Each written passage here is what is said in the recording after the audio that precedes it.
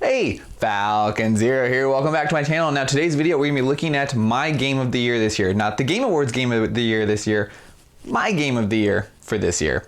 With that underway, grab a snack and a drink, and let's see if I can entertain you guys for a couple minutes here.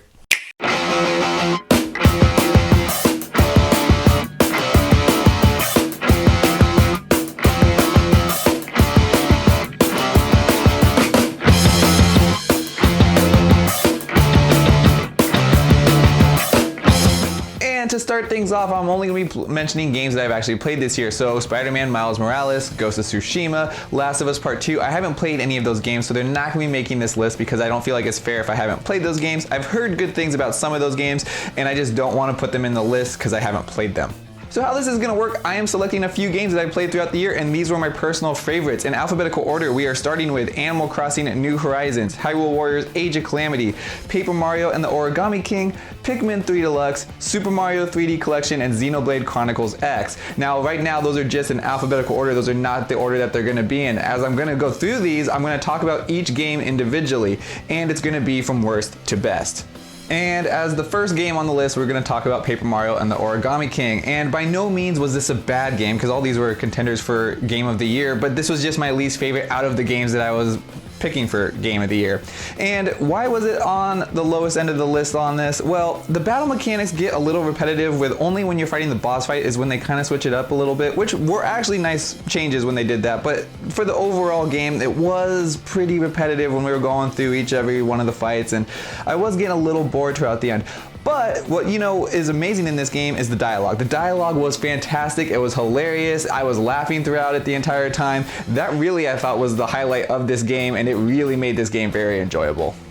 The next game we're going to look at is Pikmin 3 Deluxe, and this is a solid port, and they actually added quite a bit of DLC that I actually thought was pretty decent in there too.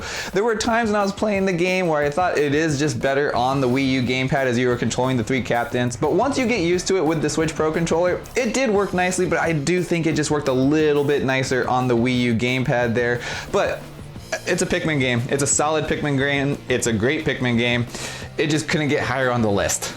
For the next one we're going to look at, we are going to look at Xenoblade Chronicles X, and this game was fantastic, especially if you like RPGs. This game was long, it was a nice narrative that they had going on, it was really fun to explore the world of Xenoblade, and I was at times shocked that this was actually on the original Wii, on how much stuff was crammed into this game. I was like, this actually was running on the Wii? Like, I know that they made it a definitive edition or whatever on the Switch, but I was blown away that this game came out in like 2000, I think it was 11 or 2012, wherever it was, on the Wii, and I was like, I can't believe the Wii was running this.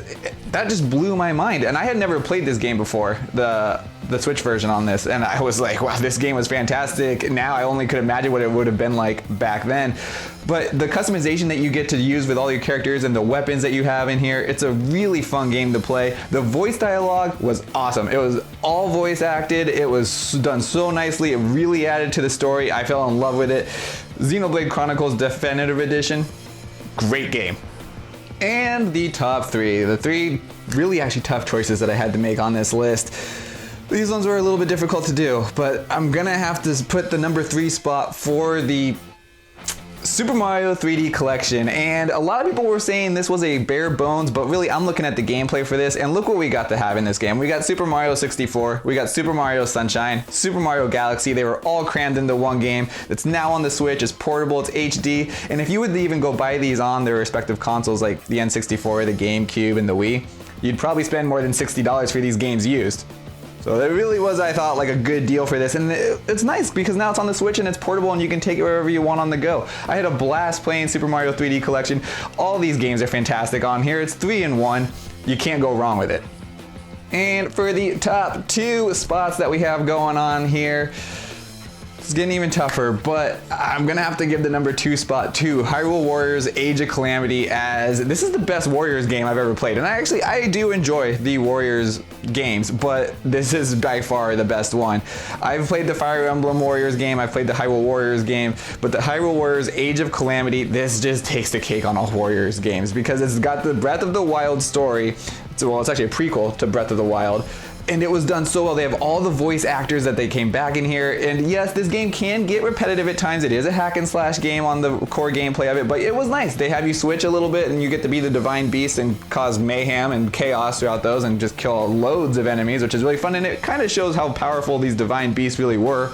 And it is. It's Hyrule as this huge war, and it's a really fantastic way to show this because I feel like this is the only way they could have showed this story. It was like through a Warriors game, because it is like just an all-out war, which I thought was just fantastic. But it takes the cake when they brought back all the original voice actors and the story of this game.